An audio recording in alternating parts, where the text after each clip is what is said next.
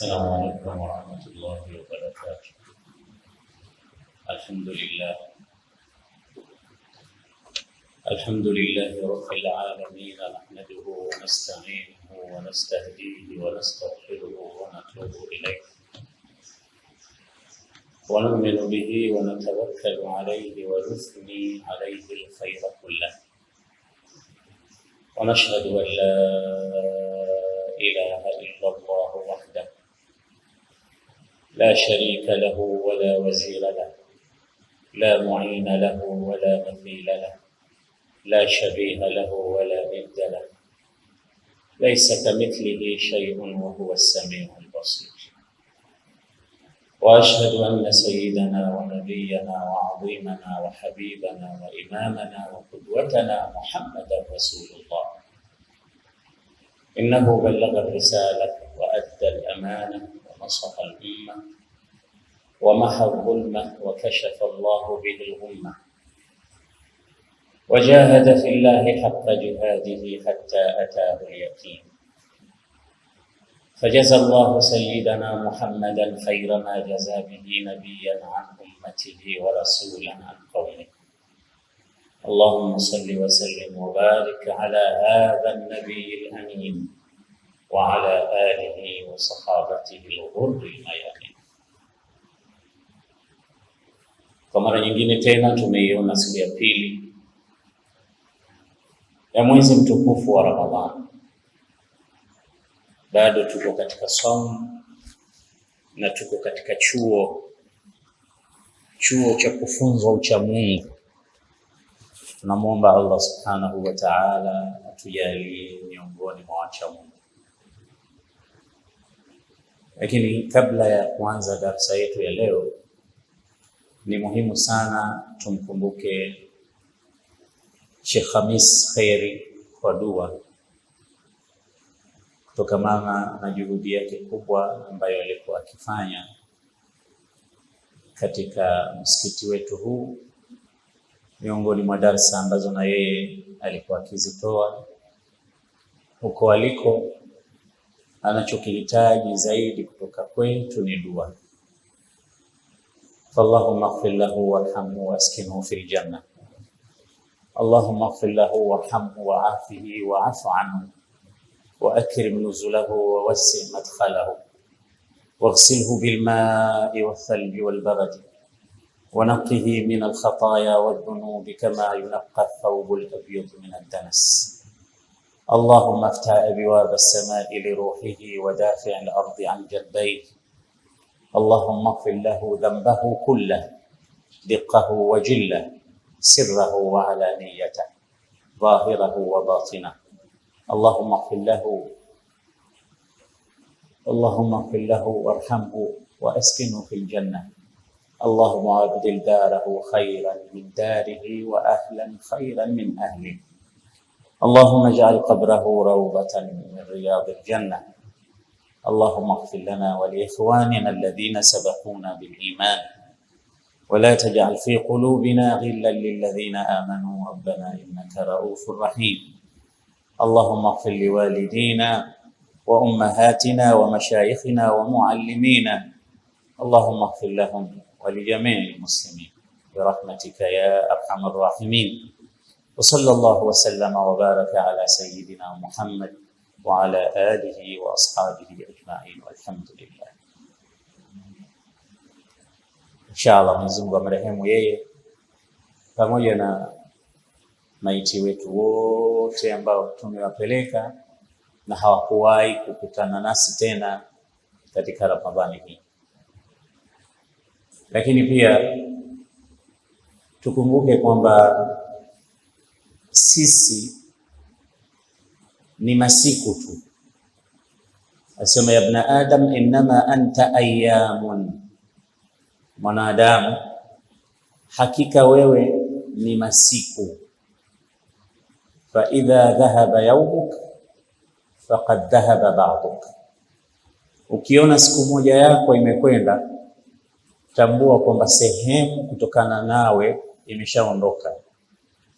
Japokuwa watu wengi tunaona kama ikipita siku huwa tunaiaga ile siku. Kizama jua tunasema naam, laqad wadda'na al-yawma ash-shams, wadda'na shamsa al-yawm, leo jua la leo tumeshaliaga, limezama.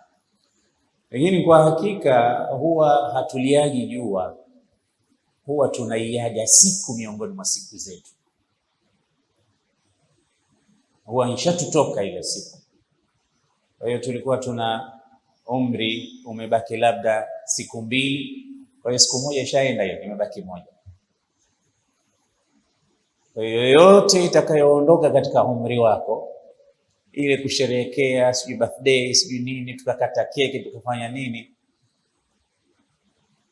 ukweli wa mambo ni kwamba tumeiaga siku yetu, imeshaondoka. Mwenzetu ameshatangulia, sisi tuko nyuma yake tunaenda. Mwenyezi Mungu inshallah atupe husnul khatima. Darsa yetu inaendelea na tumeomba uvumilivu na utulivu kutokamana na zile nukta ambazo tunaziorodhesha katika majlisi yetu hii ya Ramadhani. Tunamwomba Mwenyezi Mungu kama alivyotukusanya hapa, atukusanye kesho pamoja na Bwana Mtume sallallahu alaihi wasallam katika riyadhil janna. Jana tulizungumza angalau nukta 2 au mambo mawili katika asbabu al-inhiraf al-khuluqi inda al-awlad, sababu zinazopelekea watoto wetu kukosa adabu na kukosa maadili na hatimaye kuwa mzigo katika familia, kuwa mzigo katika nyumba, kuwa mzigo katika mtaa, kuwa mzigo katika nchi. Tunapoboresha maadili na akhlaq za watoto wetu, kwa hakika tunaisaidia mpaka serikali kuwa na raia wema. Sababu wale wanaowatukana viongozi kutwa kucha ndo sisi ni watoto wetu, ni jamaa zetu, ni wajomba zetu, ni ami zetu, ni babu zetu. Lakini tunapotengeza maadili kutokea chini kule, tunalitengezea taifa raia wema.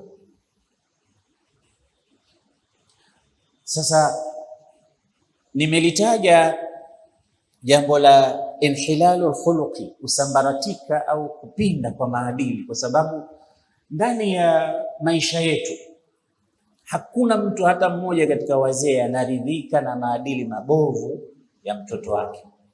Hakuna hata siku moja, na wala hutusifiwa kwambia bwana tunakupa hongera, mwanao hana adabu kweli kweli hapa mtaani.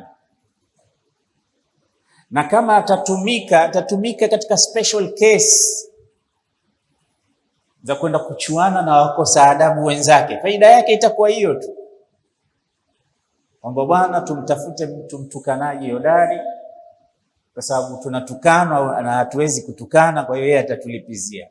Labda inaweza ikawa ile, lakini haya sio mambo ya kuendelea, na wala sio sifa mtu kwamba wewe unakodiwa kwa ajili ya kwenda kulipiza au kufanya kitu kibaya. Anasema almar'u bikamalihi la bijamalihi, walmar'u biadabihi la biathwabihi, walmar'u bifadilatihi la bifasilatihi. Anasema haya mambo matatu yahifadhi sana. Almar'u bikamalihi, mtu huwa ni mtu pale anapokamilisha utaratibu wa desturi zake, akawa na tabia nzuri kwa ukamilifu. La bijamalihi, si kwa sababu ya uzuri wake wa sura.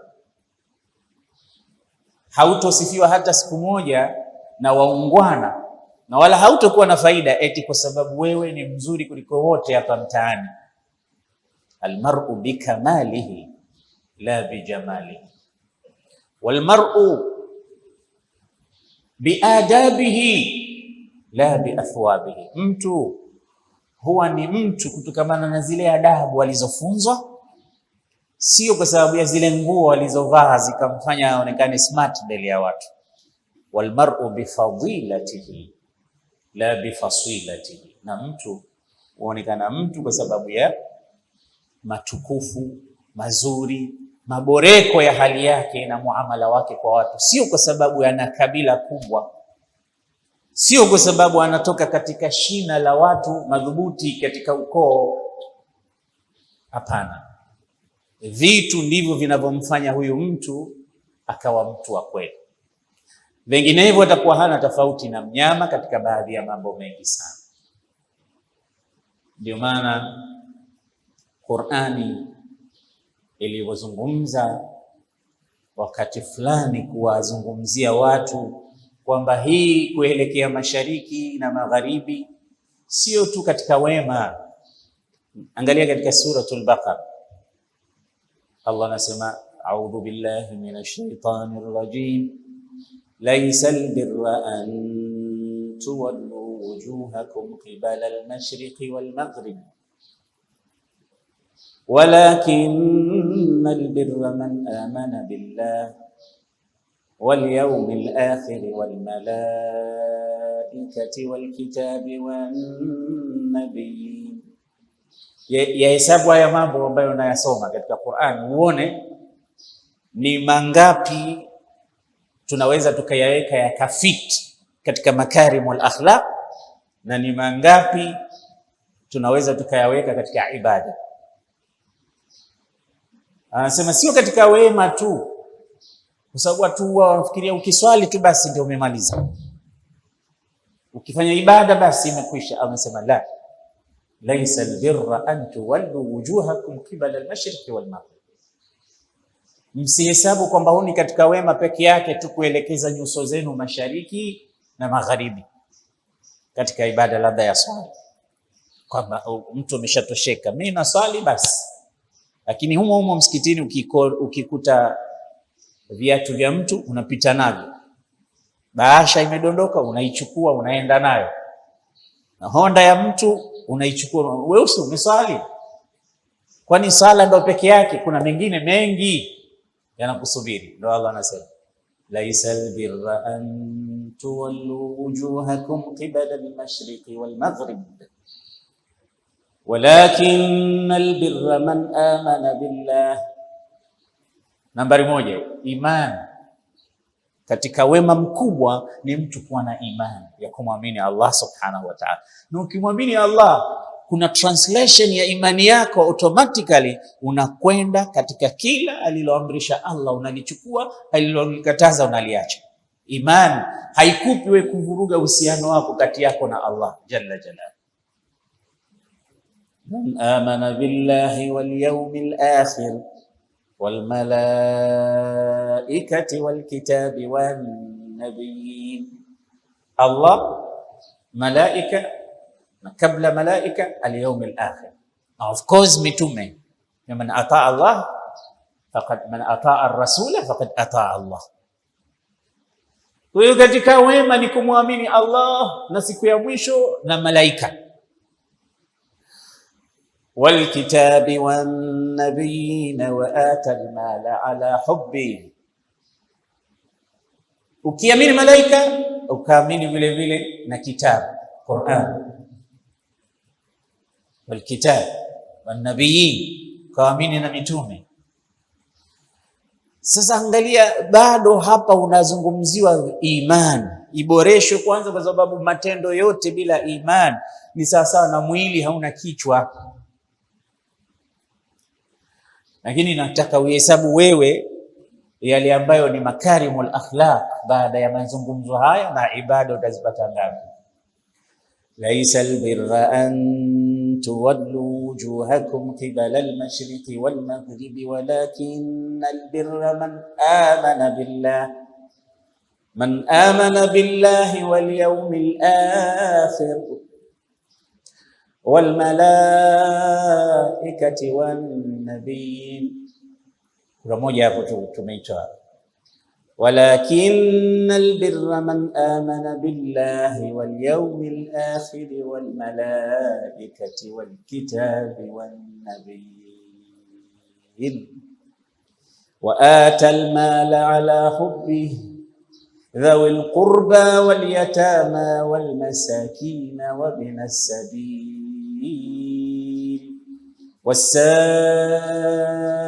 والسائلين wa fi riqabi wa aqama as-salah. Angalia sala ilivyotajwa, wa aqama as-salata wa ata az-zakata wal mufuna bi ahdihim idha ahadu was-sabirina fil ba'sa'i wad-dharra'i wa hina al-ba's. Conclusion ya haya yaliyotajwa. Umehesabu mambo mangapi yametajwa hapa? Mambo mangapi yametajwa?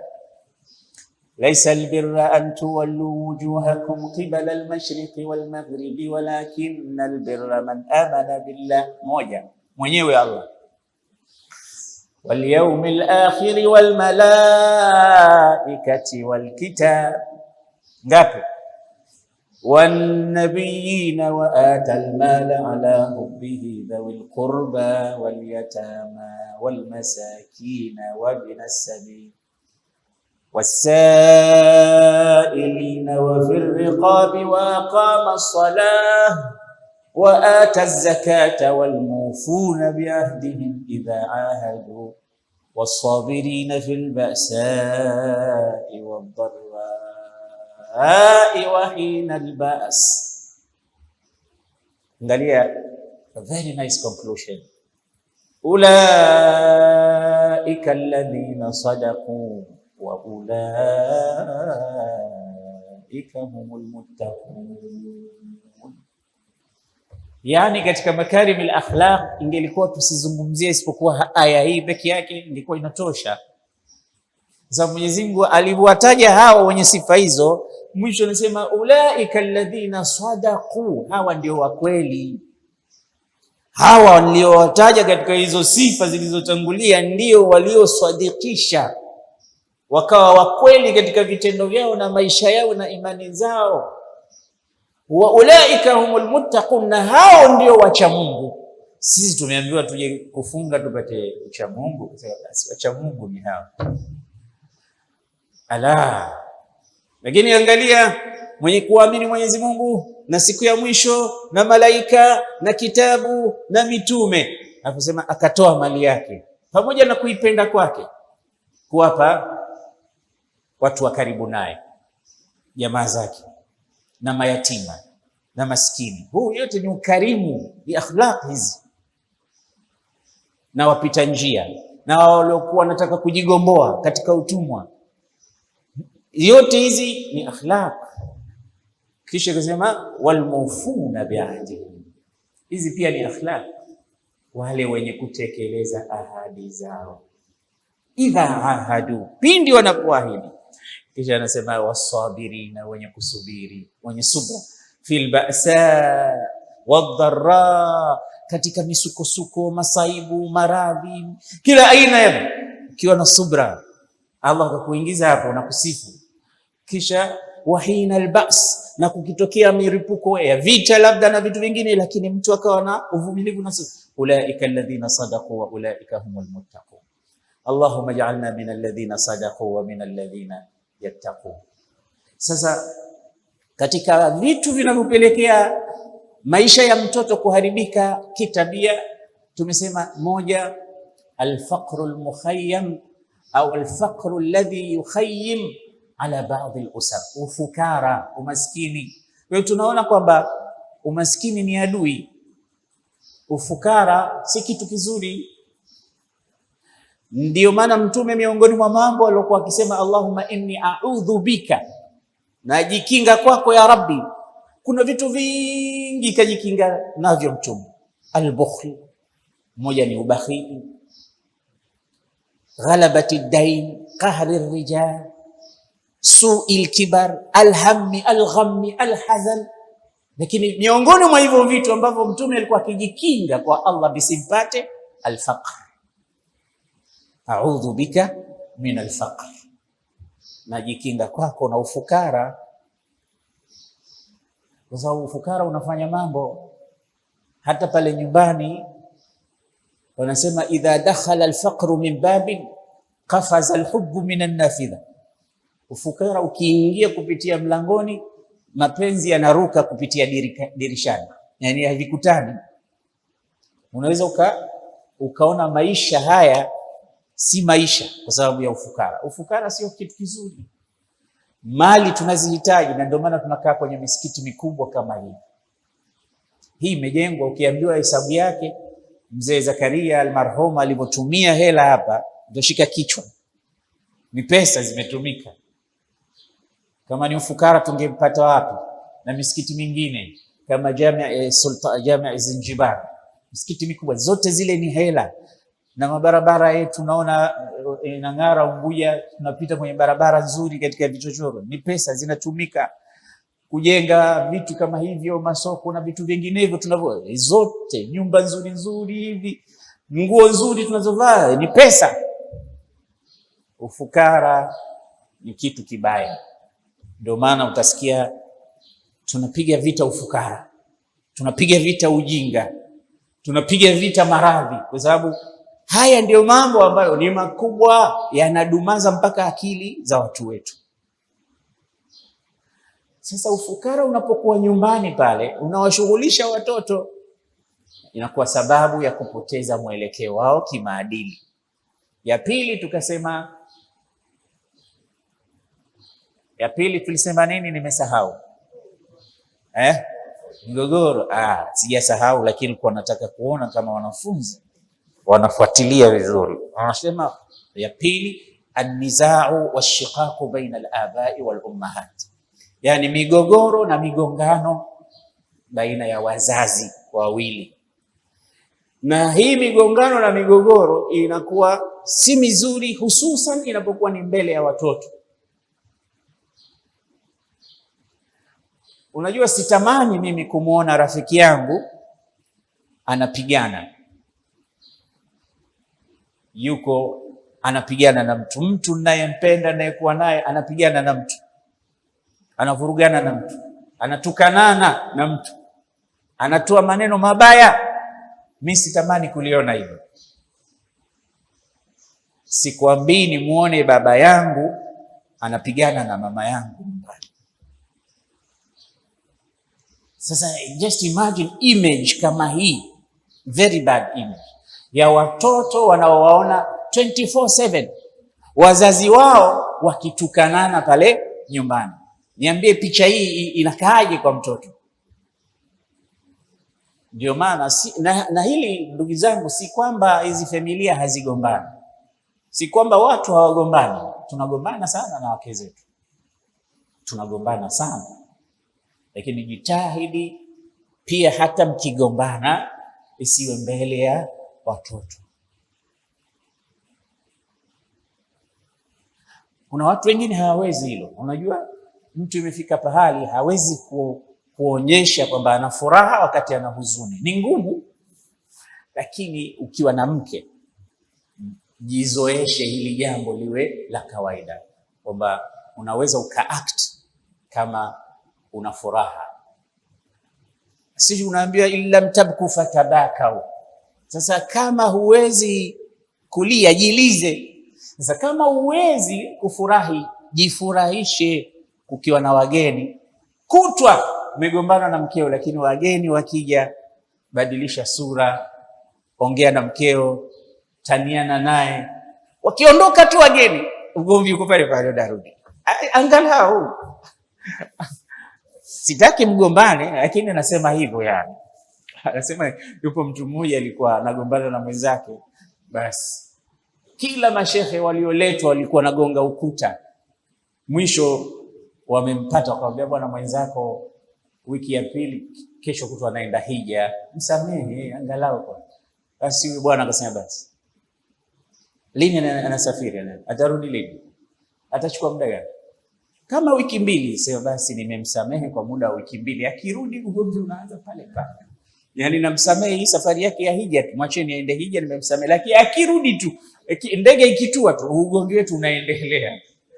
Yani ana msimamo katika ugomvi kuliko kuwa na msimamo katika kusameheana.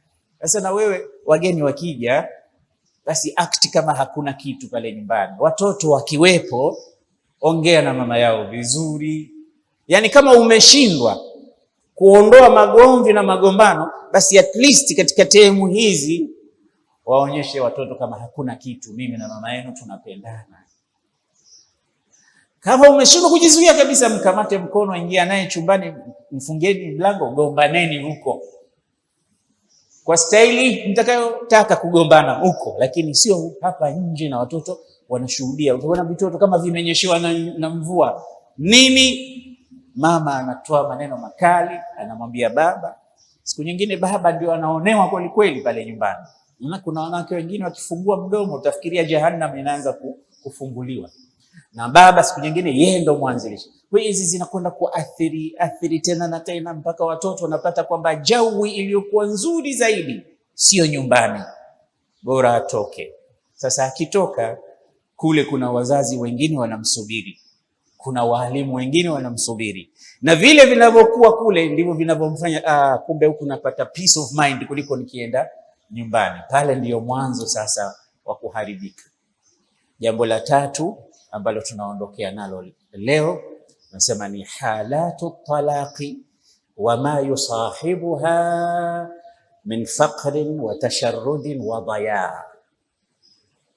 Yani sababu moja katika asbab za kuwafanya watoto waharibikiwe katika maadili ni zile hali za talaka zinavyotolewa na kile kinachokuja baada ya talaka na vile vinavyosababishwa na maisha baada ya talaka kwa mume au mke. Kuna mambo pale yanatokea mengi sana, mengi mno. Talaka, ndugu zangu, ni nyingi mno katika society yetu, na ukienda pahala popote ukiuliza katika ima ofisi ya kadhi au ofisi ya mufti, basi utakuta kuna mafaili chungu nzima, na kila kesi ikichambuliwa, ikitajwa, inamshinda mwenzake. Hizi talaka zimekwisha kuwashinda mpaka wale makadhi na majaji, namna ambavyo zimekuwa complicated. Wengine wanazitaka wenyewe wanawake, wengine wanapewa kwa dhulma na jeuri na udwan, wengine ni mambo ambayo hayaelezeki katika talaka. Inabidi kadhi azivunje ndoa kutokana na hali moja mpaka nyingine. Zinakuja kwa style tofauti tofauti. Baada ya talaka, victim wakubwa au dhahia, waathirika yani wakubwa, ni watoto. Ndio maana niliwahi kuambia, ukitaka kumwacha mke, pamoja na yote ambayo yanakufanya utoe talaka, basi kabla ya kumwacha fikiria haya mambo. Kwanza fikiria, na wewe mwanamke pia, kama maana wanawake ndo mstari wa mbele wao katika kuomba talaka.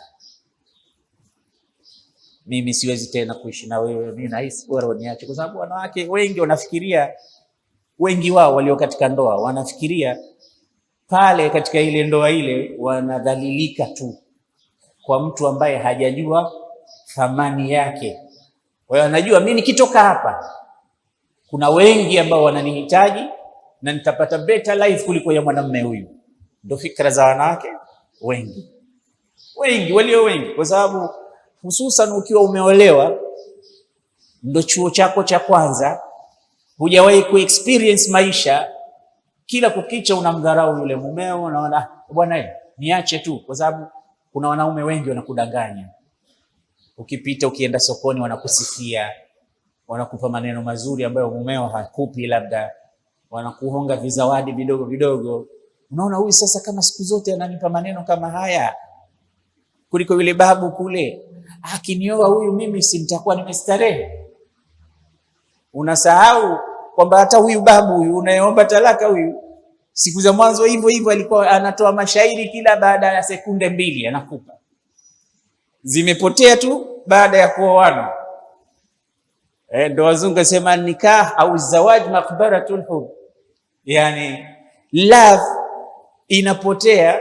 Nasema ile marriage ndo grave ya love. Nasema kwa sababu ya experience ya maisha ni yani ndoa ni kaburi la mapenzi. Ukishakuwa hujaolewa, mapenzi moto moto, Vijana hawa utaona hajatumwa hata zawadi anapeleka. Ikifika minasaba kama hii anapeleka futari, anapeleka nini. Sisemi yani kwamba ndo vitu vya kufanya, lakini unatumwa, hutumwi na mtu. Ukifika pale nyumbani, kama hujaposa ile, hujaoa, kama kuna watoto unawabeba beba, yani aonekane mchumba wake anapenda sana watoto, kumbe hupendi hata mtoto mmoja. Unajionyesha tu mbele ya watu, wanacheka kwa sababu ndio mambo yao vijana. Unakwenda pale umevaa sunglass nini, mtanashati, unanukia, lakini ukija ukiolewa wewe hata rolo nitakuwa upaki, unanuka majasho kila wakati, unalala hivyo hivyo, hata miguu ukoshi, unanuka vumba hivyo hivyo, mnalala pamoja, unaiharibu ile ndoa. Kumbe mkiwa pamoja, ile ndio unatakiwa kila kitu kizidi kiwe kizuri. Sasa wanawake wengi wanafikiria mimi huyu akinioa tu, kama hakuna eda mimi ningekuwa naolewa siku ya pili. Na wengine utajara hivyo hivyo akaolewa ndani ya eda. Lakini sasa unachosahau ni kwamba binadamu huwa kuna vitu vinamfanya anakuwa ama, kuna vitu vinakufanya unakuwa kipofu, huoni. Vipo vitu na vingi vimo katika ndoa. Kimoja kinachokufanya wewe kijana unakuwa kipofu ni ile yanasema tulul misas au tulul masis, kukikamata kitu kwa muda mrefu. Unapokishika kitu kwa muda mrefu, wanasema tulul misas yubalidul ihsas. Kukikamata kitu kwa muda kinakufanya mjinga na kukupoteza hisia. Sasa kama hii tissue nikikamata muda mrefu, mwisho utakuwa sijui kama nimekamata nini. Sasa mke, si ndio maana umekaa naye sana, unaona baada ya kukaa na mume sana au mke sana, unaona zile hisia zimeshapotea. Na inatokea inakuwa hivyo kwa sababu ni binadamu. Wakati ulikuwa ukionana na mke wako wewe baada ya harusi, kijana, ulikuwa unakutana naye mara ngapi kwa siku? Sikwambii kwa wiki. Alafu day by day inapungua mpaka unakwenda kushtakiwa mara nyingine na mke wako. Mimi hanipi unyumba huyu, leo ni mwezi wa 10, mwaka huu unakaribia.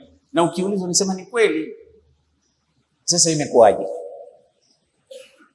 Tulul misas, yale mazoea sasa yameshazoeana kila kitu. Unahisi kama tena unajilaumu, kwani mimi nilikuwa sioni mpaka nikamchagua mwanamke huyu? Hapana, ulikuwa unaona vizuri. Sasa kwa nini sasa namchukia sana? Na kinyume chake hivyo hivyo kwa wanawake, ni kwamba mmekaa muda mrefu, ile ni ibilisi sasa anakuchochea kukuambia huyu hafai tena, tafuta mwingine. Huyu hafai tena, tafuta mwingine. Na kule wanakusubiri tu, wengi wapo. Hawapo wengi. Na kama ni mke mzuri huyo, ni mke bora, basi jitahidi uendelee kuwa na subra naye. Na kama ni mume bora huyo, mwanamke, jitahidi uwe na subra naye. Kwa sababu mke bora, mke mzuri hawaji wengi, anakuwa mmoja tu mara nyingi katika life. Hawana tahadud. Yani haiwi kwamba mimi katika wake zangu 3 nilioa wote walikuwa bora, mmoja tu. Basi kizidi 2. Ni bahati, na mume vile vile. Kwa hiyo usijione kwamba huyu umemchoka ukaona utapata wengine. Pengine huyu ambaye ndo unamwacha huyu, anaondoka huyu, ndo best katika wale ambao ni wake zako. Wengine watakao kuja wote ni micharuko. Sasa huna habari. Kwa hiyo subra katika ndoa ni kitu kikubwa sana kabla ya talaka. Lakini wanawake ni wimbo wao. Tena nawaambia vijana, niache, utaniacha, utaitoa talaka. Hizi ni nyimbo za wanawake. Ni mambo ambayo hayatoki katika ndimi zao. Na mara nyingine huwa ni style ya kukufanya wewe utaharak, utambue umuhimu wake. Wanawake wana style nyingi za kutaka kujua anapendwa au hapendwi. Moja katika staili kubwa, utanipa talaka yangu. Sasa ukiambiwa hivyo usiseme hanijui mimi kama ndo alwatan. Basi alafu unamuuliza unataka ngapi? Na wanawake wakikutajia talaka wanakwambia ninataka zote. Hawakutajia ati moja, anakwambia zote, usibakishi hata moja. Na wewe unasema sawa, unachukua kalamu unaandika, nimemwacha fulani talaka 3, si mke wangu. Yule anakwenda kwao, wewe unabakia, au yeye anabaki, wewe unakwenda kwenu. Na ingiwa wanaume wengine ndio wanawekwa katika nyumba, inabidi utokewe na begi lako. Baada ya wiki au wiki mbili una realize kwamba ulikosea. Sasa utaenda kwa nani akurekebishia hayo mambo? Mimi ni mmoja katika watu ambao wameshapata kesi nyingi za talaka 3. Na sijui kwa nini watu wanakuja kwangu nafikiri mimi ndo kadhi wao, au mimi nashangaa. Kuna bwana mmoja anasema mimi nimeambiwa na mashehe kwamba talaka 3 ni moja tu. Kwa hiyo mimi nakwenda na msimamo huu. Unakwenda na msimamo huo. Huyo shehe yeye ni kadhi au ni mufti? Na wewe ulivyokuwa unaulizwa pale unataka ngapi, ukajibu, ulikuwa hujui kama hii hali itafika? Kwa hiyo mwanamume anataka awe wise, awe dhaki kuliko mwanamke, asiendekeze. Wanahitaji vijana zile lugha za kutisha tisha. Vijana mnahitaji zile lugha za kumtisha mtu. Sasa mnajifanya mjui lugha za mitaani au Mirza.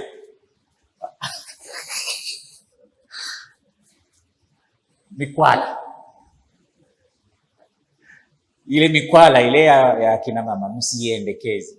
Zile nataka kuona, je, yuko vipi katika, je kweli unampenda? Bwana mimi siwezi kukuacha.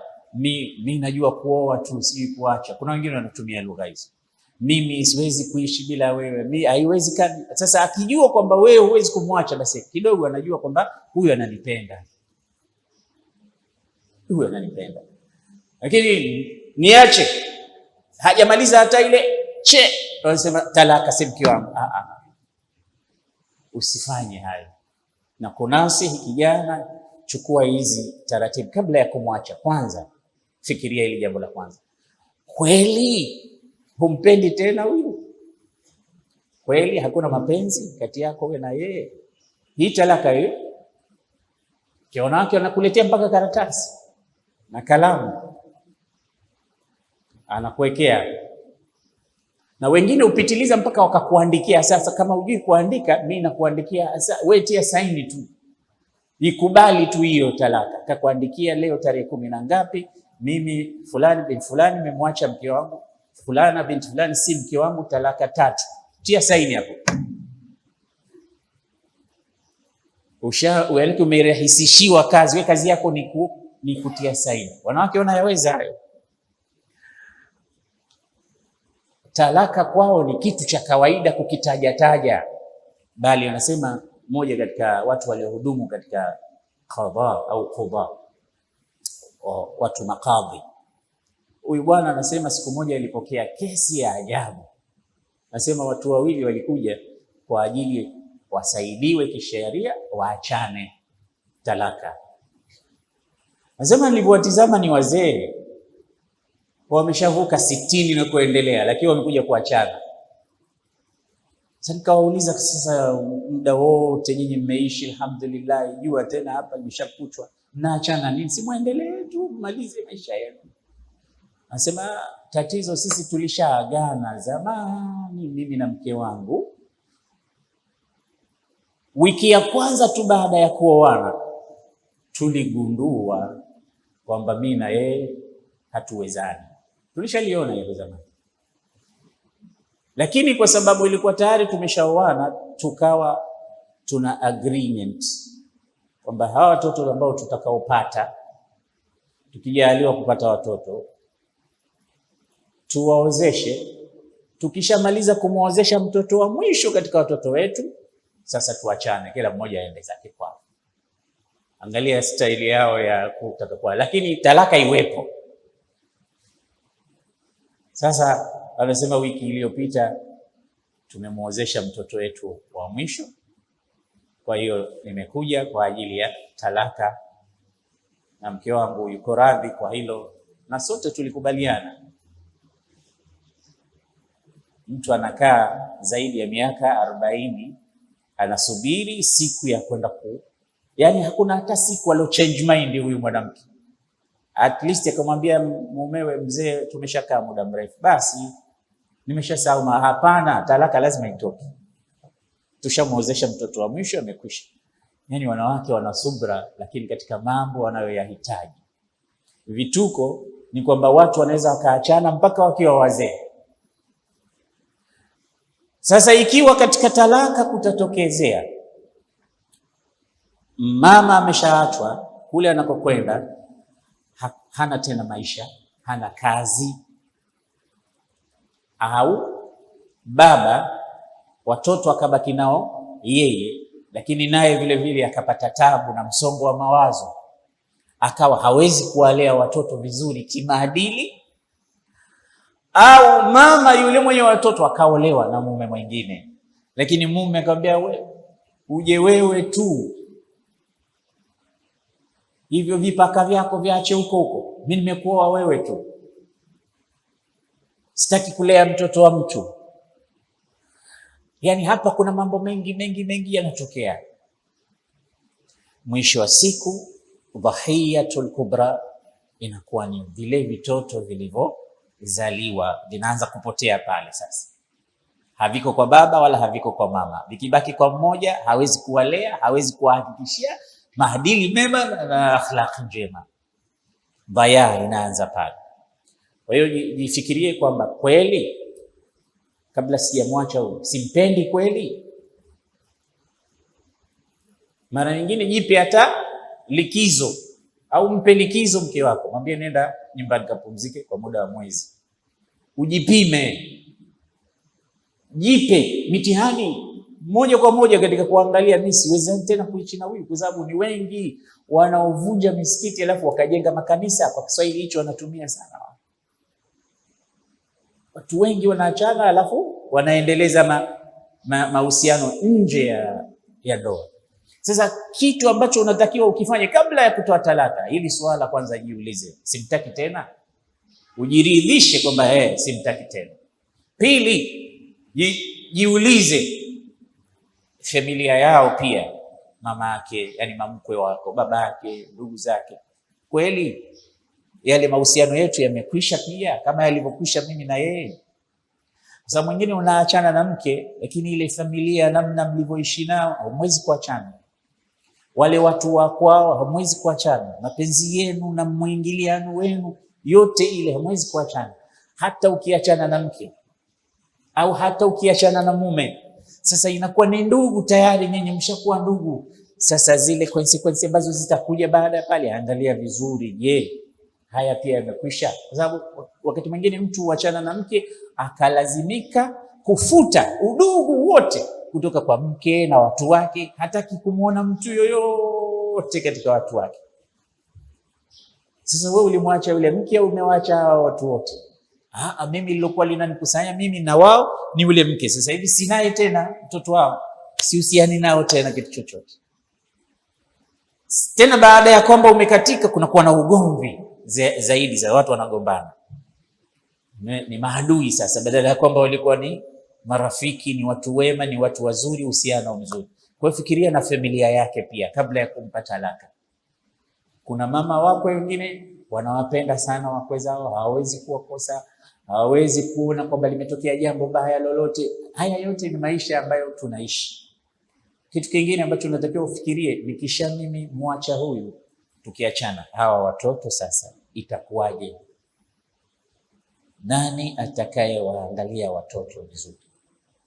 Kwa sababu wengi wanaokulia katika maisha ya kwamba hakuna baba, hakuna mama, kuna athari fulani inawapiga na kuna mazingira fulani yanawapata ya kuwakuza katika mazingira ambayo ile umuhimu wa zi akhlaq na tabia za kimaumbile jibilia zinakosekana.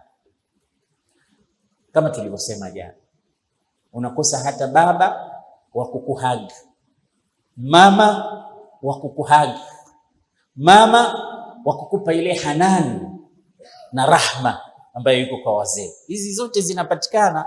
Usifikiri mtoto anapokuwa ananyonyeshwa ziwa na mama yake huwa ananyonya maziwa tu. Kuna vitu vingi anavipata anavyowekwa kifuani na mama yake, mbali na maziwa. Sasa kuna watoto maskini wanazaliwa hawanyonyeshwi kabisa, wananyonya maziwa ya mbuzi na ng'ombe, na pengine ile kisa cha talaka kiwe ndo sababu. Mimi unipi bwana mtoto wangu, mimi mwenyewe nitatafuta watu wa kumnyonyesha. Unamchukua baba unaenda naye, siwezi kumwachia mtu. Sio maziwa tu anapata mtoto kwa mama. Ulama wanasema anapata radhaa ya laban na hanan. Hanan ile huruma, saada fulani kutoka katika kifua cha mama inapatikana. Ndio maana unamwona mtoto akinyonya ziwa la mamake ametulia na enjoy, anaburudika, anamtizama mama yake kwa upendo. Si maziwa peke yake anapata. Sasa wewe unapomchukua ni kitoto kimezaliwa kwa sababu tu umeshamwacha mamake, nisikuachii mtoto wangu bwana, ukawarithisha tabia zako. Unamchukua unamtafutia mnyonyeshaji, ananyonyeshwa kwingine au anakula maziwa ya kopo, bado anakosa baadhi ya vitu muhimu sana. Wewe wafikirie watoto kabla ya kutoa red card. Wafikirie watoto wako, ukuzi wao, maisha yao kabla ya kuachana wewe na mke wako. Jambo la tatu, fikiria wewe mwenyewe na mfikirie huyo mwenzako ambaye mmeshare takriban kila kitu katika maisha yenu. Ile tabu ambayo imekufanyeni nyinyi muachane, ifikirie hiyo. Alafu ifikirie ile tabu ambayo itapatikana baada ya kuachana. Yaani kama unapima hivi madhara ya kuendelea na mke ambaye nimeona nimpe talaka kwa sababu hii, na madhara ambayo nayaona yatakuja baada ya kumpa talaka mwanamke huyu. Haya madhara mawili haya, ni yepi madhara makubwa kumshinda mwenzake? Yaani unapima vitu viwili kati ya hivi ndani ya maisha yenu ya ndoa na baada ya talaka yenu mtakayotoa, kipi kina madhara makubwa zaidi? Kilichokuwa na madhara makubwa zaidi kiepuke, kilichokuwa na madhara madogo kifanye. Yaani ikiwa mambo mawili haya lazima uchague moja. Wewe kijana usikurupuke, kwanza fikiria, mimi naona kuendelea kuishi naye huyu ni madhara makubwa mno kwangu. Na makubwa yenyewe ni vipi? Toa mfano tuone.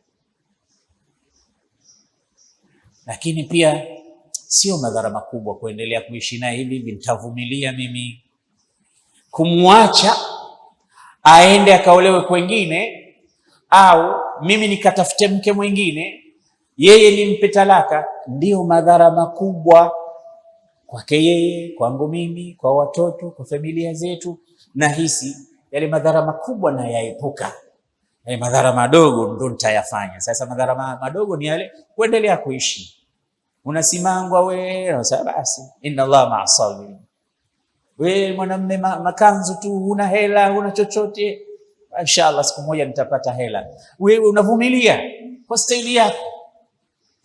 Hata rafiki zako sasa, bwana wewe una moyo kweli kweli. Niombeeni dua. Ukimwona mtu anavumilia masaibu na vitimbi vya wanawake, huyo amefaulu. Si kila mtu anaviweza, si kila mtu. Wewe vumilia, endelea kuvumilia mpaka siku ambayo Mwenyezi Mungu mmoja wenu atamختari, ataondoka katika hii dunia, kwa sababu kila mwenye kusubiri ana fungu lake, kuliko kuondoka kwenda kuchukua madhara makubwa ukajitwika nayo wewe. Unaweza ukatoka katika ndoa hii ukamleta mwingine. Wazungu wanasema from the frying pan to the fire. Yaani unatoka kwenye kikaangio unadondokea kwenye mkaa wenyewe sasa. Na unajuaje huko unakwenda? Unajuaje yule unayemleta atakuwa bora kuliko huyu anayekwenda? Mume huyu unayemwomba talaka, unajuaje kwamba si bora yule atakayekwenda kukua baadaye? Kwa hiyo ni mambo ya kuvumiliana. hususan ikiwa tatizo lenyewe ni matatizo ya kawaida ya pale nyumbani, watu wawe na subra. Rasulullah sallallahu alayhi wasallam alikuwa pia nyumbani kwake kuna misukosuko. Ikiwa yeye alipata misukosuko Bwana Mtume sallallahu alayhi wasallam, mimi na wewe ni nani tusipate misukosuko katika nyumba zetu? Mtume alikuwa wanawake mbele yake wanaweza wakasema maneno yakamuudhi, yakamkera Bwana Mtume sallallahu alaihi wasallam. Anaweza mtu akamwambia Mtume sallallahu alaihi wasallam, bado unamtaja tu Khadija. Khadija kilikuwa kizere, mtu mzima ambaye midomo yake imeshabadilika rangi kwa sababu ya uzee wake. Anaambiwa mkewe ambaye anasema ruziqtu hubbaha, Mungu mimi ameniruzuku mapenzi yake, yani nampenda sana Khadija. Bibi Aisha anakasirika. Siku nyingine sahani inaletwa chakula, inapigwa, inavunjika, vyakula vinatawanyika. Mtume hili linafanyika mbele ya wageni wake na wageni wanaona. Sasa wewe alai ishawahi kukufikia hii hata siku moja? Sheikh Rashid, wewe ushawahi kuvunjiwa? Bado. Nani hapa anayeweza kutoa ushuhuda kwamba chakula kimetoka kwa mke mdogo kikaja kwa mke mkubwa, wakati kuna wageni, mke mkubwa akakipiga ngumi, sahani kavunjika vipande, alafu yeye yuko pale asifanye kitu chochote? Nani katika nyinyi hapa msikitini pamoja na mimi hapa khatibu wenu, nani ambaye lishatokea hili katika nyumba yake? Alokuwepo anyoshe mkono. Hamna. Basi tu unaambiwa unanuka jasho, unakasiri. Na kweli unanuka jasho kwa sababu hutaki kujitia manukato. Nenda kaoge. Ndio umeniona mimi mchafu. Kweli hujakoga, wewe umetoka marikiti, umetoka huko kuvurugana na watu, alafu unakuja unatakiwa ukija pale umbusu mke wako. Mtume sallallahu alaihi wasallam katika hadithi ya Bibi Aisha anasema, kana Rasulullah idha dakhala baitahu badaa bisiwak. Mtume alikuwa akiingia nyumbani kwake, kabla hajaingia alikuwa anaanza kupiga mswaki. Kwa nini anapiga mswaki? Kwa sababu atabusiana na wake zake. Bali anasema wakana yuqabbiluni wa huwa saim, alikuwa kinibusu na yeye amefunga, japo hii ni special case. Lakini pia kuonyesha wazi kwamba kuna vitu vile ambavyo vinakutana mtu na mkewe, usafi unahitajika. Sasa akikulaumu katika baadhi ya mambo, usiwe na hasira ukachukulia nini anakufundisha. Na kuna wengine wanakuwa hawawezi kusema. Unajua mtu na mke wake kuna vitu vingine anaona tabu kumwambia. Sasa sisi waume wenzako tunakuambia, jitahidi mdomo wako uwe unausugua meno. Kinywa cha meno ni muhimu. Inawezekana mke wako anakuchukia wewe, kila siku una search sababu mpaka kwenye Google upate sababu, kwa nini mimi nampa kila kitu huyu ananichukia, lakini hakuambii. Na wanawake wengi wana tabia hiyo, hawasemi, lakini anaweza akaenda akaambia, bwana mwambie rafiki yako nini ana tabia hii sio nzuri. Kuna tabia zinafanya mtu anakuwa tanafur, badala ya kumkimbilia mtu na unamkimbia. Mmoja ni hizi tabia ndogo ndogo za usafi wa kinywa, mwili wako, namna unavyoishi naye. Zile ni vitu vidogo, lakini vinaweza vikawa vitu vikubwa. Na ukirekebisha tu unaweza ukaona sasa, mbona siku hizi mke wangu ananipenda sana, sio kama zamani. Kwa sababu umesoma darsa, umefahamu darsa. Sasa hivi umeandaa kila kitu, usafi, unaona mambo yamebadilika. Lakini isije ikawa ndo sababu ya talaka, ikawa ni sababu ya kuachana. Hivi vitu ni muhimu sana kabla ya talaka uvijue. Kwa hiyo moja katika sababu za watoto kuharibikiwa katika maadili, halatu talaq, ni zile hali za talaka, wama yataaqabuha min alfaqri watamarrudi au wadhaya. Talaka na yanayoambatana na talaka, na hii ni kwa wingi sana. hapo katikati mtoto anajipata katika dhayaun tam, huku na huku anakokwenda kote anaharibikiwa, maadili yanabadilika, anapotoka na kuwa mtoto tu, yupo tu. Kwa hiyo heshimu kifungo cha ndoa na linda heshima ya ndoa. Angalia talaka isije ikatoka bure bila ya maana wala sababu za msingi. Ya mwisho kwa leo anasema alfaragh wa ma yatahakkamu, zile faragha zinazopatikana kwa watoto na inavyofanya ile faragha kwa watoto, al-atfal wal murahiqin. Alfaragh, namna ya watoto wetu kutostafidi kutokamana na zile faragha ambazo wanazipata, na namna ya wazee ambao hawana kabisa umuhimu wa kuziangalia faragha za watoto wao zinawafaa vipi. Kwa sababu ndugu zangu, niaminini, baadhi ya maharibiko ya tabia za watoto wetu zinatokana na faragha zao, zinatokana na zile nafasi ambazo tunawapa zile, au zile ambazo hata hatukuwapa lakini wamezipata faragha fulani, anakaa faragha. Kwa sababu kuna baadhi ya faragha tunawatengezea. Unajua watoto lazima wacheze,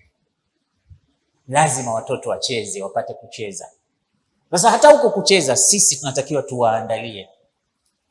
Ndio maana utakuta kuna baadhi ya kesi serikali nasema hapa kwa ajili ya kucheza watoto, hata mtaani hapa msijenge, huu ni uwanja wa watoto kucheza. Lazima watoto tuwapanie faragha na tuwapangie faragha, wacheze football, wacheze netball, wacheze tennis, wacheze riadha mbalimbali, waende huko wakirudi, iwalee kiakili na mwili. Lazima sio tu tunawalea kiroho, lakini kimwili na mambo mengine maadili hapana. Lazima hizi faragha pia wazipate. Kwa hiyo hakikisha kuna baadhi ya faragha zinamjenga mtoto akili, zinamjenga mtoto kimwili. Hizi ni muhimu, na ili tuwapate vizuri watoto wetu, tuwatengezee faragha zenye maana na faida kwao, kwa sababu tusiwaletea faragha, watoto watajitafutia wenyewe faragha.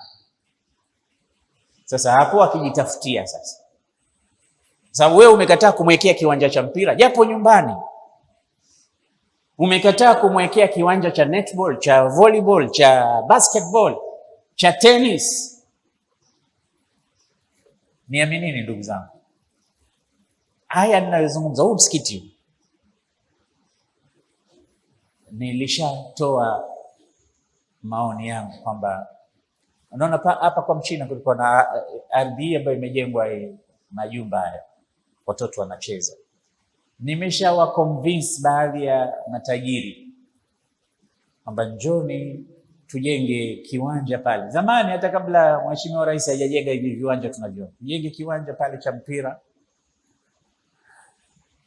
ya rate kikikuwa karibu na msikiti, ili tuwavute vijana waje kucheza mpira pale. Tukimaliza mpira tunakuja kuswali. Tuwavute kimchezo, tuwaandalie mazingira mazuri. Kiwanja kile cha watu 7 huku watu 7 kidogo tu, lakini kina maana. Pia tutapata pesa, tutapata uchumi. Pia hapa katika sehemu hizi zote nikasema tutengeze angalau basketball kiwanja, lakini mimi sina pesa. Ningekuwa na pesa hivi vitu vyote ninavyovitaja hivi basi ningekuwa nimeshavifanya zamani, na vingi. Hapa kuna ofisi sasa hivi wamekodi ya watu. Hii ofisi nilitaka tuifanye maktaba, library kubwa ya vitabu vyote vingi, vijana waje wajisomee. Nilitaka hapa kuwe angalau kuna uwanja wa basketball, watoto wanacheza, wanaopenda basketball, wanaopenda, tunawalea watoto. Lakini baadhi ya watu ukiwapa fikra nasema huyu anaonekana apate mshahara mzuri pale msikitini, sasa anataka kutuibia hela zetu. Wewe uliona wapi shekhe anaanza kufikiria mambo ya mpira? Wewe kazi yako kuswalisha pale, sali. Lakini mimi nawafikiria watoto wanacheza. Mimi watoto wangu wote wa kiume wanacheza mpira mpaka leo. Kama wanamjua, kuna mtoto wangu mmoja wa kiume hapa Zanzibar, Hasanain anaitwa, ni skora mzuri kama mimi baba yake nilivyokuwa zamani. Huyu yupo hapa kaja dasi. Huyu hapa. Huyu mtoto wangu anacheza namba ngapi? Midfielder. Namba nzito sana anacheza. Sasa kama watoto hawakucheza, hawapati ukakamavu, hawapati kuwa physically fit.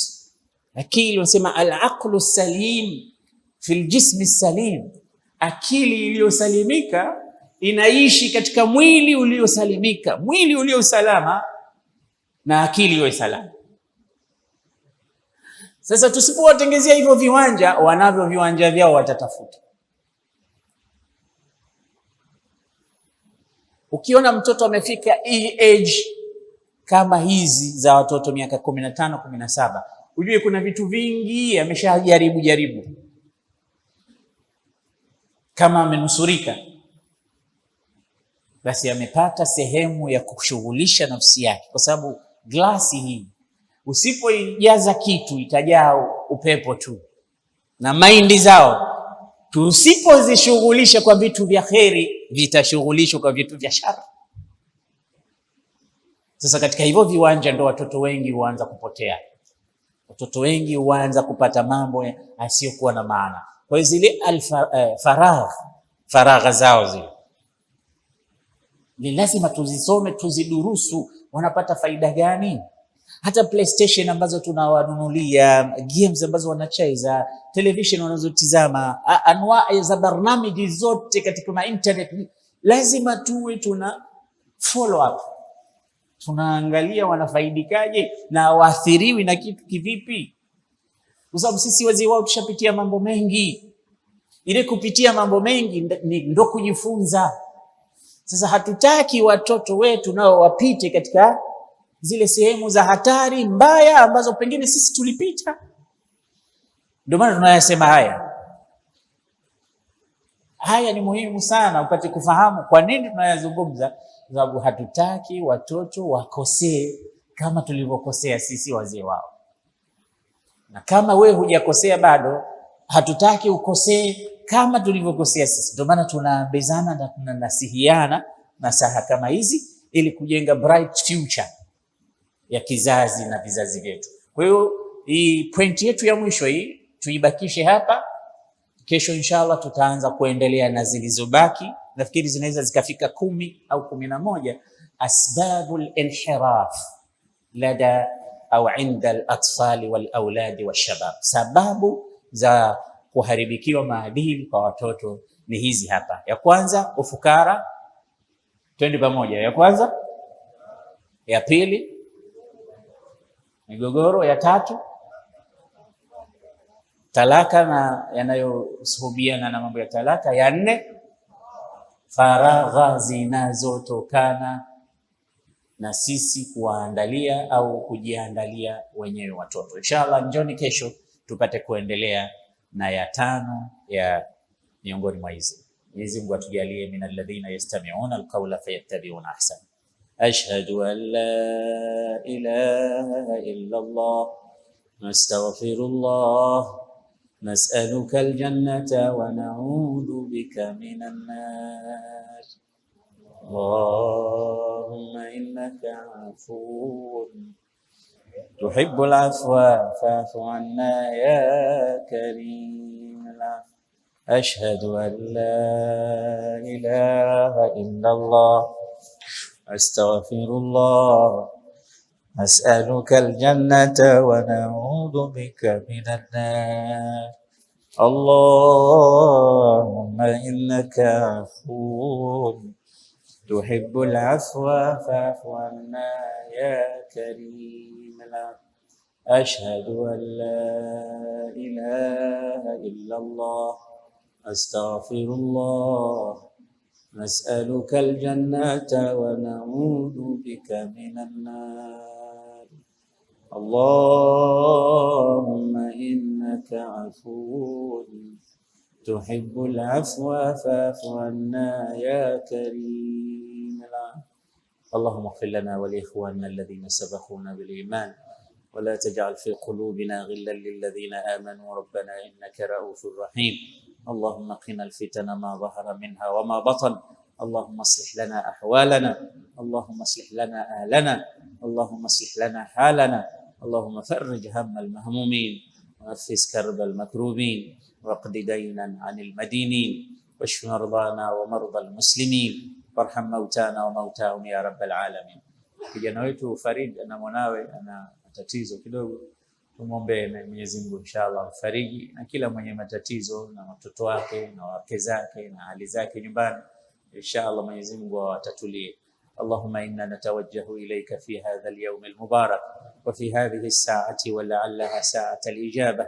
اللهم يسر علينا أمورنا، أمور الدنيا والآخرة، واقض جميع حاجاتنا. اللهم اصلح لنا ديننا الذي هو عصمة أمرنا، وأصلح لنا دنيانا التي فيها معاشنا، وأصلح لنا آخرتنا التي إليها معادنا. يا حي يا قيوم برحمتك نستغيث ومن عذابك نستجير. أصلح لنا شأننا كله ولا تكلنا إلى أنفسنا ولا إلى أحد من خلقك طرفة عين. ربنا زدنا علما وارزقنا فهما.